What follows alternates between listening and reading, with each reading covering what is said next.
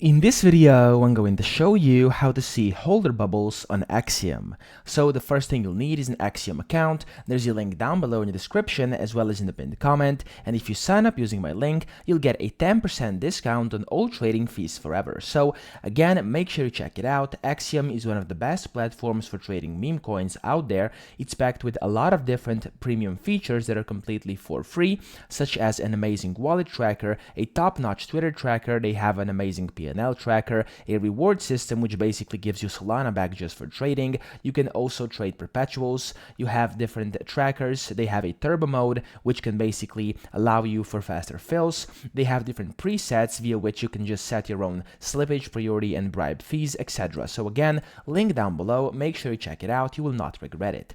Now, to actually see holder bubbles on Axiom, this has been a recent update. What you're going to want to do is you want to go to a specific coin. So let's just say I'm going to go to a random coin over here. And then you want to kind of click on holders down here at the bottom, and you want to kind of make this a bit bigger so we can drag it up here where you can see this line. You can drag it up, and then here, this is kind of easy to miss. So if you go to the right over here, just below this edit button, you'll see this show bubble map button, okay? And if you click on this, as you can see, it's going to show you your holder bubbles. Now here, you can see these are the holder bubbles. Over here, you can see them.